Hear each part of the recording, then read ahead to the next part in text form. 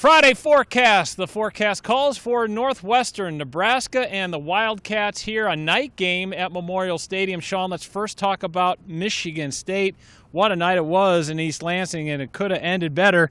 That last 4 minutes, man, that really stung, that punt return. Yeah, as you watch that game unfold, third, fourth quarter, like Nebraska's going to do this. I mean, everything about the way they were playing on offense and defense, they were wearing Michigan State down. They were forcing 3-and-outs.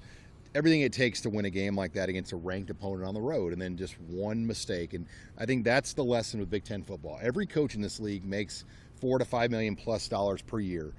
These are tight games. Teams are well schooled. If you screw up, it's going to cost you a game. It's just like the NFL. If you make a mistake like that Nebraska did, that's usually the difference in the Big Ten. What did we learn about the offensive line Saturday? Yeah, I think we're going to see some changes this week. Bryce Benhart really struggled. That left guard spot with Trent Hickson and Ethan Piper has been a point of struggle. I think you're going to see Nebraska shake it up this week because they have to. Turner Corcoran right now leads the country in allowed pressures for all offensive linemen.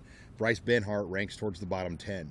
So is it a technique thing? Is it a scheme thing? Is it an ability thing? I don't know. But what I do know is what's been happening on the field has not been getting it done for Nebraska. And those penalties, it just has to drive fans crazy when you see not one, not two, not three, but four more false start penalties by the offensive line. They come in bunches. And especially when you have Logan Smothers in there. I mean, Logan Smothers was doing a fine job and moving the offense, keeping them on schedule.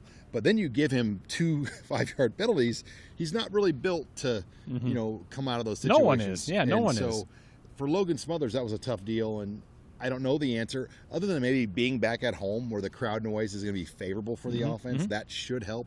I do think back-to-back sellout crowd type atmospheres on the road, that did mess with this offensive line because they had been out of repetition. They have not seen hostile road crowds like that. Illinois was not a hostile road crowd, and I think that played a factor too. All right, let's talk about some positives coming out of Saturday. The defense looked fantastic, especially in that second half. Yeah, you look at that defense, 4 straight 3-and-outs, no points allowed in that second half other than the overtime. Kenneth Walker, the nation's leading rusher. So much to look at. I think that front four with Damian Daniels really led the way. And then Nick Henrich and Luke Reimer had great games. JoJo Doman, but then Garrett Nelson. I think he is the guy that's really started to come into his own.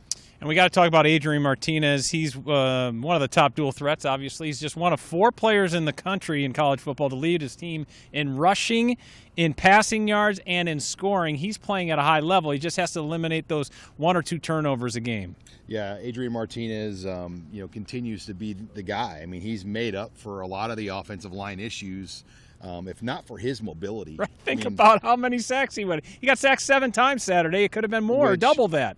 I would like to know the data under Scott Frost as a head coach. Has there ever been a quarterback sacked 7 times? Because his quarterbacks typically can move and run.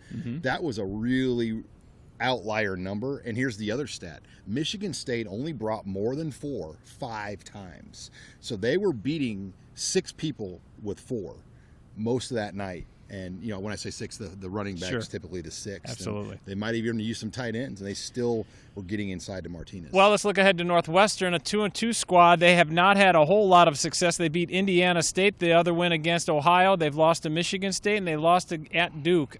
This is not the Wildcat team that won the Big Ten West a year ago, but still, when Pat Fitzgerald comes to town, his group will be feisty. Yeah, I think the history of this series says it all. I mean, so many of these games have been decided by a touchdown or less. Almost all of them have, really.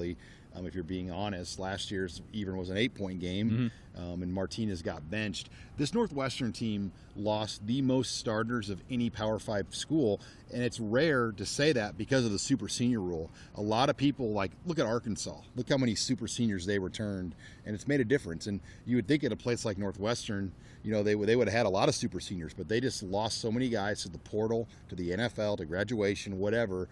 So it is, I don't want to say a rebuild, but it kind of is a rebuild right now for Pat Fitzgerald here in 2021. The game starts at 6:30. The Huskers, a double-digit favorite so far. It's the Nebraska Cornhuskers against the Northwestern Wildcats. 6:30 kick under the lights. It's on the Big Ten Network.